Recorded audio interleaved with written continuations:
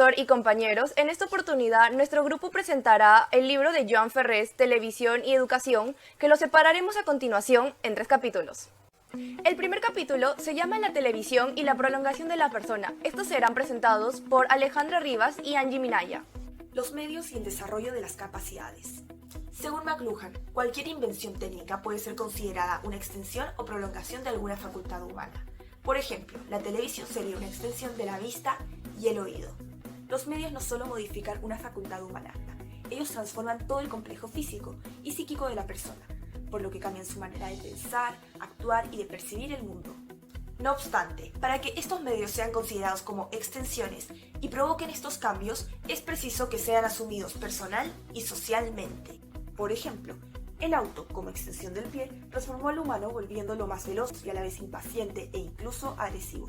Sin embargo, este cambio solo se puede lograr si la persona lo asimila personalmente y deja de verlo como un objeto extraño y ajeno.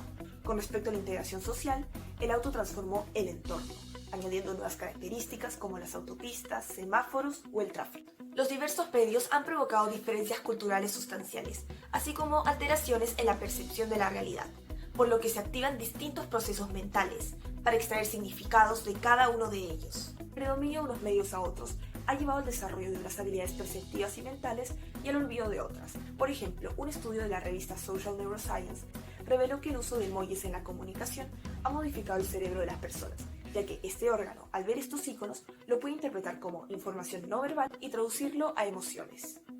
Desde esta perspectiva, el autor afirma que la televisión tiene éxito porque se dirige a habilidades perceptivas y mentales ya existentes en la persona y al mismo tiempo las modifica y hiperestimulación sensorial. Gracias a la televisión, los hábitos perceptivos de los consumidores se han transformado, creando una nueva necesidad en ellos, la hiperestimulación sensorial.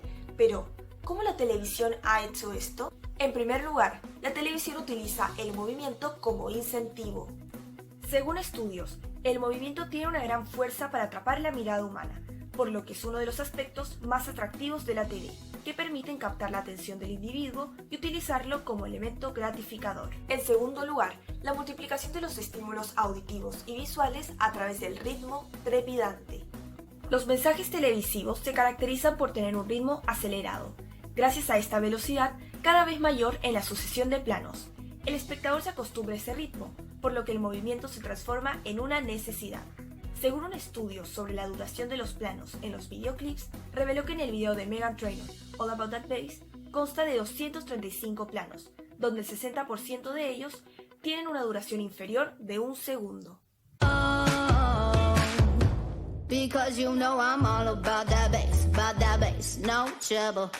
En tercer lugar, la existencia de un ambiente intenso y estimulante. Las personas somos incapaces de vivir sin estimulación sonora, por lo que al realizar algunas actividades surge la necesidad de utilizar música o la televisión de fondo.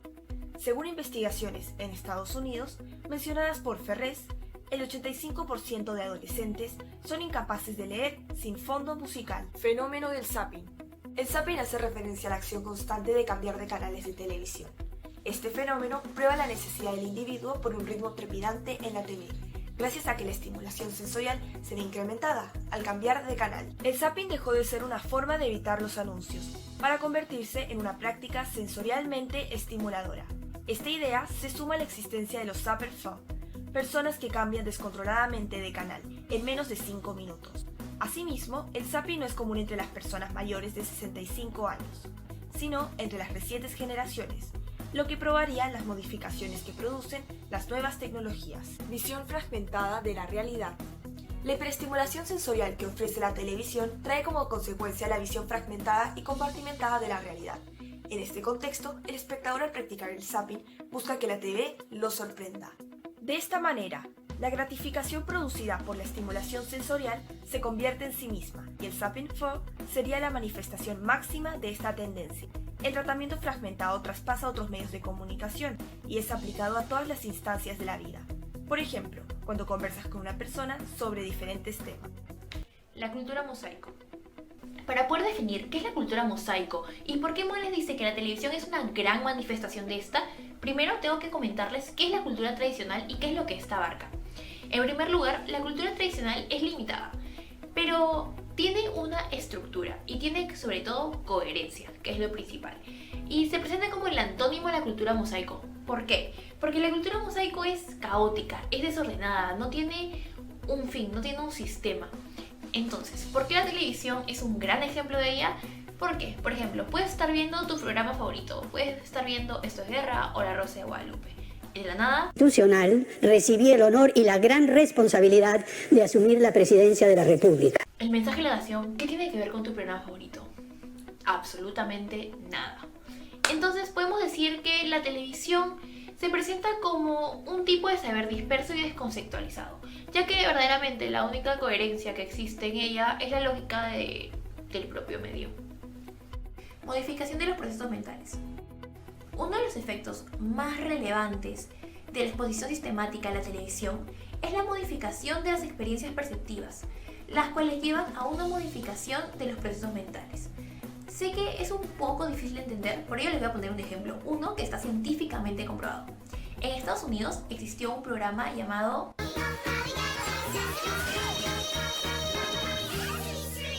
Este programa hizo un estudio que medía el grado de atención de los niños y dio como resultado que un ritmo más rápido atraía más la atención.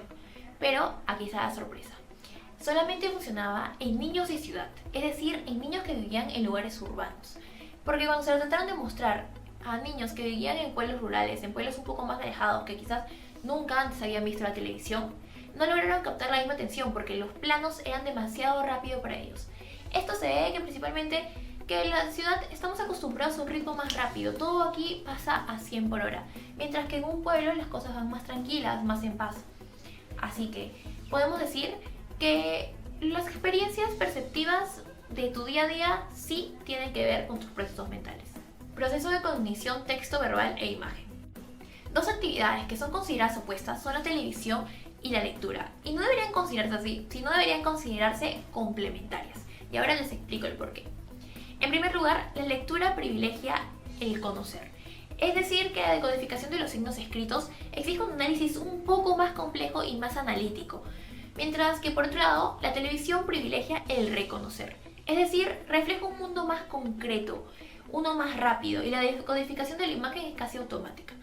Por ejemplo, si tú ves esta imagen, puedes deducir automáticamente que es Isaac Newton y que está descubriendo la gravedad. Pero si tú lees un texto que dice que una manzana le cayó en la cabeza a un señor, necesitarías más contexto para poder definir que verdaderamente estamos hablando de Isaac Newton. Entonces, aquí viene la cosa. No puedes tener una sin la otra. Porque si tú desarrollas más una actividad que la otra, vas a desarrollar habilidades y capacidades que van a perjudicar a esta que estás dejando de lado. En cristiano, cualquier exceso es dañino y ambas tienen que estar en una balanza. Respuestas afectivas. Como ya les comenté antes, la lectura y la televisión activan distintos procesos mentales. Entonces es lógico que nuestro cuerpo reaccione distinto a ellas. Así que si yo les pongo un comercial de Coca-Cola, es imposible no sentir nostalgia. Y para algunos sensibles, hasta que se nos caigan unas cuantas lágrimas.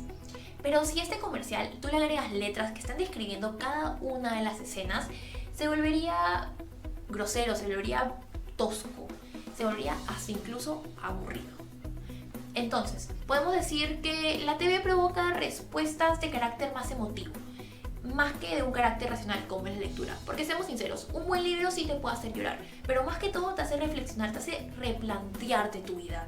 En cambio, una película pasa todo tan rápido que no te das cuenta de analizarlo y solamente actúas por impulso. Entonces, como un final como en el Diario de la Pasión, me va a decir quién no ha llorado con eso.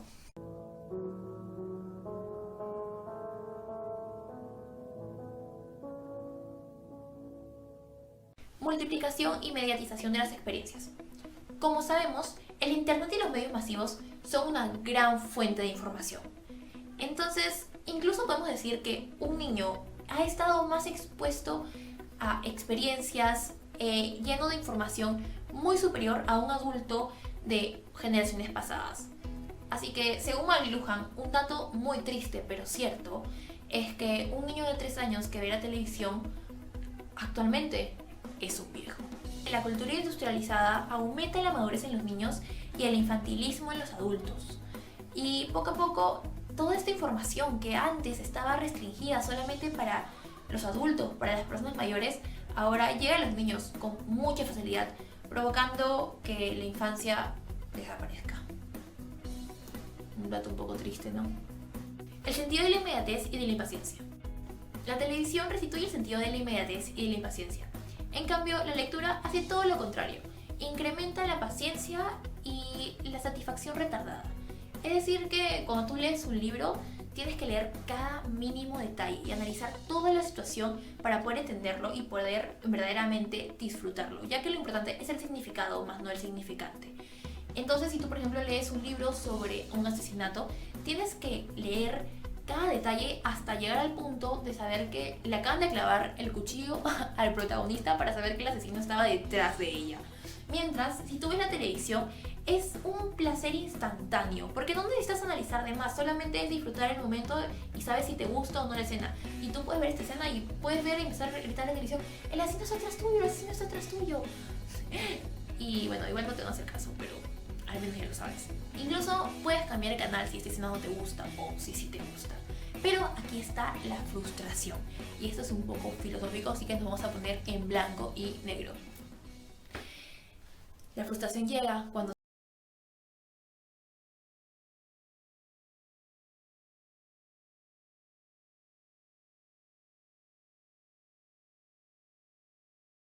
pase al segundo capítulo. Este se llama La televisión como agente de consumo y será presentado por Adriana Abad y Lucía Céspedes. La dimensión publicitaria del medio. Lo que define la televisión como medio es la publicidad, y esto se da por diversos motivos. En primer lugar, lo que caracteriza a la televisión es la venta. Todos los programas te venden alguna cosa, como ideas, productos o valores. La televisión debe venderse constantemente. Por ello, los programas necesitan conseguir la mayor cantidad de audiencia. Asimismo, la televisión debe convertirse en objeto de consumo para incrementar su uso. Para conseguir ese objetivo, todos los programas incorporan los parámetros expresivos propios del discurso publicitario. Se dice que la publicidad está presente en todo momento, al principio, en medio y al final de todos los programas. Por ello, la presencia de la publicidad es un elemento unificador en todas las programaciones. Por tanto, es inviable aproximarse a la televisión sin antes analizar a fondo la publicidad, ya que la publicidad lo es todo en este medio. La incitación al consumo. La televisión es el reflejo y apoyo de una sociedad que vive del consumo. Por ello, todo lo que vemos en la televisión incita a esto. Gracias a esto surge la soap opera o óperas de jabón. En Estados Unidos, las series televisivas son conocidas como óperas de jabón porque a menudo las agencias de publicidad son las responsables en la producción de series y de otros programas de ficción con el fin de poder insertar en ellas publicidad. Muchas series están diseñadas para exhibir publicidad de forma directa o indirecta. La novedad e instantaneidad es lo que más interesa. Esto provoca que el nombre de las marcas sean omnipresentes, convirtiendo cualquier programa en un mercado publicitario. Por ejemplo, la presencia de las vallas y carteles publicitarios en los acontecimientos televisivos, como deportivos, sociales y culturales. Ni siquiera las restricciones que imponen los estados sobre la publicidad del alcohol y el tabaco pueden hacer que las marcas paren, ya que estas mismas crearon la publicidad indirecta con el objetivo de influir en el comportamiento del consumidor e incitar a la imitación. Por ejemplo, algunas series peruanas donde se visualiza que los personajes principales están consumiendo alcohol. Temblorosa y vencida, casi. La televisión como objeto de consumo. Las cadenas de televisión generan ganancias gracias a la publicidad.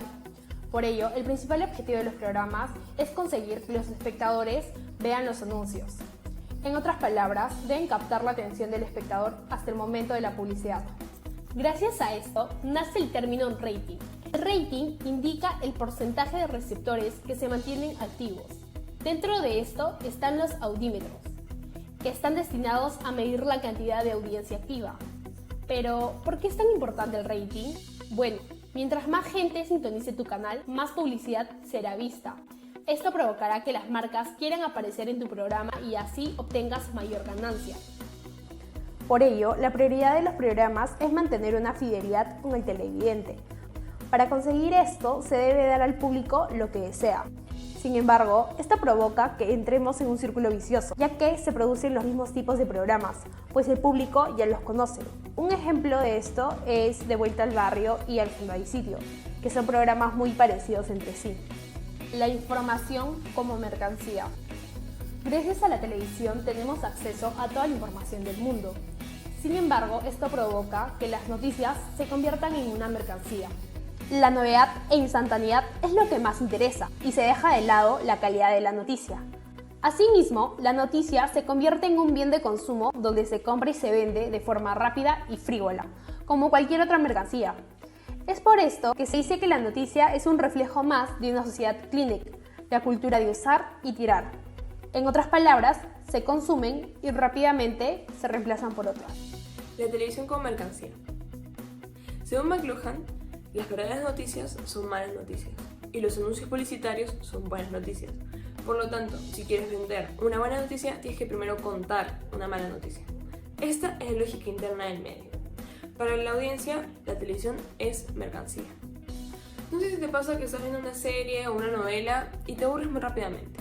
Bueno, las cadenas de televisión empiezan a publicitar ese tipo de programas como si fueran un objeto cualquiera, convirtiéndolos en un objeto de deseo y haciéndolo mercancía atractiva y asequible para la audiencia. De esta manera te insertan un pequeño chip de consumo, ya que ya no solamente contemplas la televisión, sino que ahora la consumes. Antes agarrabas tu control, prendías la tele y si algo no te gustaba, la apagabas y listo. Ahora, si algo no te gusta, pasas a otro canal y a otro canal, a otro canal y así sucesivamente. Haces lo que comúnmente llamamos el zapping. Estás constantemente buscando algo con la esperanza de encontrar ese programa que te va a gustar y te puedas quedar ahí. La publicidad forma parte fundamental de esto, ya que es un hilo que conecta cualquier tipo de programa. Puede ser un programa de deportes con un programa de salud. Hace que tu consumo sea mucho más fluido y rápido, haciendo exactamente lo que las cadenas de televisión quieren que hagas: consumir. El espectáculo en casa. La búsqueda televisiva de audiencia se traduce como una obsesión por el espectáculo. Durante muchos siglos atrás, el espectáculo era un ritual que tenía una fecha y hora determinada. Si querías ver una carrera de caballos o una obra a la ópera, tenías que esperar la fecha y el lugar indicados. La televisión crea una revolución radical sobre esto. Se pierden los rituales de ese tipo y puedes ver un partido de fútbol sentado en la sala de tu casa sin mayor problema o escuchar a tu artista favorito en su concierto en vivo echado en tu cama. No hay problema. La televisión junta todo ese tipo de espectáculos y los tiene en un solo lugar, haciendo que el espectador esté ávido de más contenido, que siempre quiere más de lo mismo. La televisión es espectáculo, debido a que incorpora una multiplicidad de discursos con caracteres espectaculares en su programación. Puedes encontrar una serie, un filme, un programa concurso, un magazine, una sección de noticias, todo en la televisión. Asimismo, esto nos puede llevar a nuestro siguiente subtítulo, que presenta la realidad como espectáculo. El 21 de julio de 1969, Neil Armstrong pisó la luna. El mundo se convertía en una aldea global y el espectáculo garantizaba la audiencia. Se daban la mano la fantasía y la realidad, lo imaginativo y lo informativo. Todo el mundo estaba pendiente del espectáculo que se estaba desarrollando en vivo y en directo. La televisión es espectáculo. Por un lado, porque selecciona un fragmento de la realidad que responda mejor a las exigencias espectaculares. Y por otro, porque impone un tratamiento espectacular a cualquier realidad a la que se aproxime. La política se ha convertido en espectáculo. El autor cita a Schwarzenberg que dice: en otros tiempos, la política eran las ideas. Hoy son las personas, o más bien, los personajes. Y en la política peruana podemos encontrar muchos personajes. Lo único que hizo fue invocar a Condorito. Y Condorito, señores, es chileno. Es chileno. Pasando a hablar un poco más de los telediarios, se empezó a desarrollar un formato show business, el cual consistía en pasar las noticias más fuertes al inicio de los noticieros, como muertes, asesinatos, feminicidios, atentados, y dejar las más suaves o light al final, como son los deportes o los espectáculos, para darle un happy end a los noticieros y que la audiencia esté satisfecha. En Estados Unidos hubo un declive en la audiencia luego de la guerra de Vietnam. debido a que dejaron de pasar imágenes de guerras, atentados, muertes, lo cual llamaba mucho la atención del público por el morbo que generaban. Las cadenas de televisión tomaron dos medidas. La primera consistió en ser mucho más sensacionalistas con sus noticias. Por ejemplo, dejaron de pasar las noticias de política, que empezaron a representar solamente entre un quinto y un séptimo de las noticias que pasaban en el informativo, y empezaron a pasar noticias que a la gente le llamara más la atención. La segunda medida fue desarrollar un Star System en sus noticieros. Esto significa que empezaron a contratar gente con mejor aspecto físico, que quizá no estaban muy metidos en los noticieros, pero que llamaban mucho la atención del espectador. Y eso le gustó a la audiencia y empezaron a subir nuevamente su público.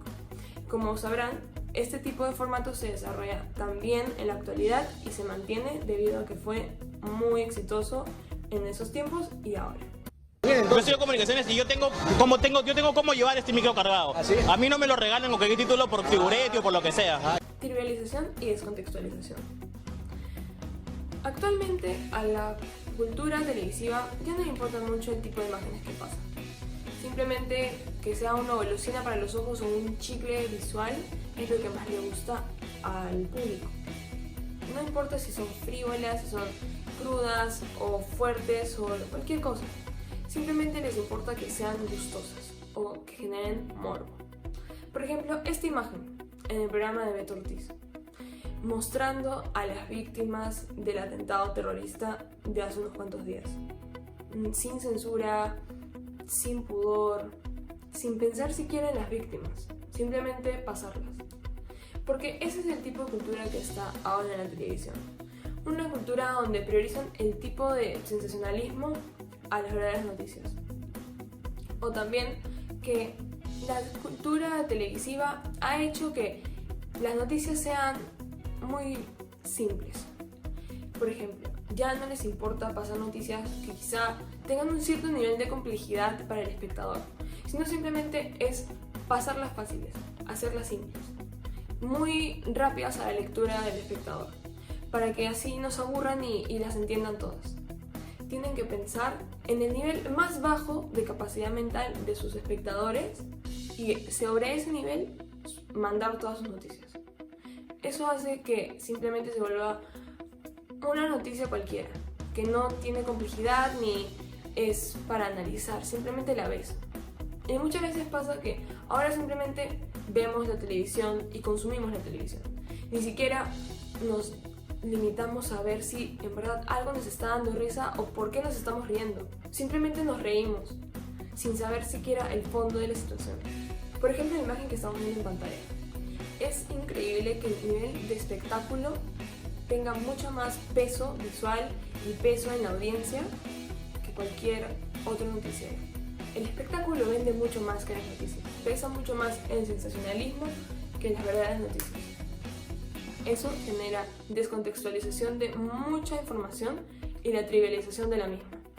La supernada. Existe un enorme vacío de contenidos, no hay cosas importantes, no hay figuras de fondo valiosas, simplemente nos fijamos en lo superficial. Después de todo lo dicho anteriormente, vivimos en una sociedad de la supernada, donde nos olvidamos de darle la importancia adecuada a las cosas que son verdaderamente importantes. Y simplemente nos olvidamos de eso, no luchamos por lo que verdaderamente tenemos que luchar, dejamos que los medios simplemente nos den la información que quieren darnos y no nos enfocamos en las verdaderas problemáticas del país o de la sociedad. Vivimos en una sociedad vacía, carente de contenido, sin nada. Ya no tomamos conciencia de las cosas que deberíamos tomar y vivimos en la supernada. Y por último, el capítulo 3, que se llama La comunicación como gratificación sensorial, mental y psíquica, será presentado por Lucía y quien les habla, Jimena Tornero. La gratificación del espectáculo. La televisión ha adquirido un poder gracias a que cumple todas las funciones propias del espectáculo. La primera de ellas es la gratificación sensorial, la cual consiste en bombardear con estímulos visuales y sonoros al espectador. Estos pueden ser luces, colores, formas, sonidos o música.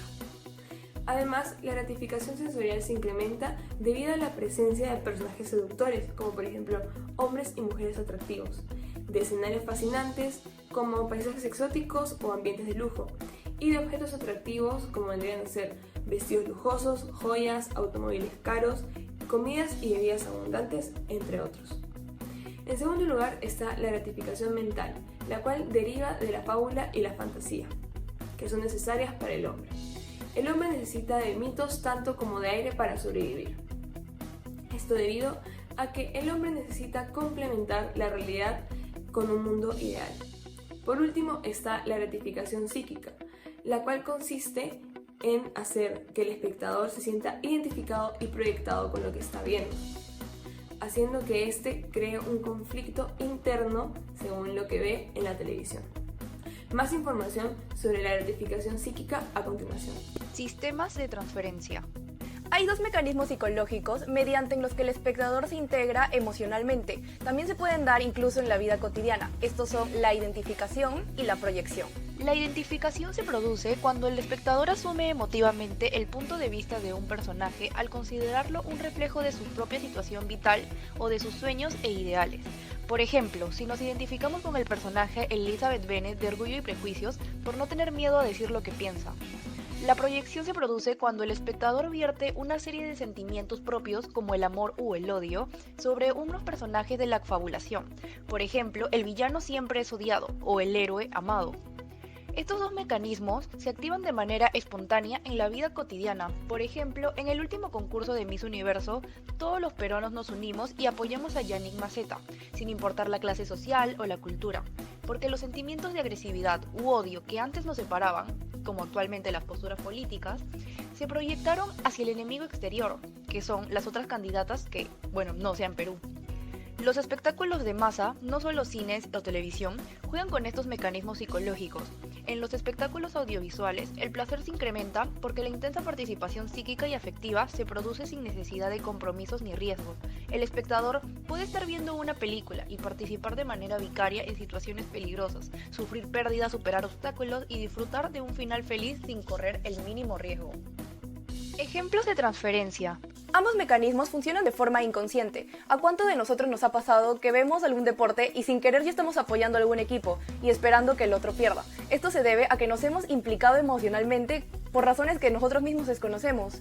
De igual forma es cuando el espectador se implica emocionalmente en la historia de alguna película o serie. Un buen ejemplo son los espectáculos de humor. A menudo se pasa de reír con, ya sea porque contó un chiste, a reír de, cuando nos burlamos de sus humillaciones, de la identificación a la proyección. En ambos casos, transferencia. Otro ejemplo son los concursos televisivos. Seleccionan cuidadosamente y por criterio a los concursantes. Habilidades o conocimientos, apasionamiento o tolerancia a la humillación. Con todo el respeto que te mereces. A ver. Estoy empezando a tratar contigo después de muchos meses. Y quiero decirte que lo único que tienes de Barbie es que eres toda de plástico. En esos concursos hay toda una clase de transferencias, desde la identificación con el vencedor hasta el sadismo con el humillado. El éxito de los concursos y de los juegos en la TV se explica por las implicaciones emotivas, lo que genera como consecuencia un carácter simbólico.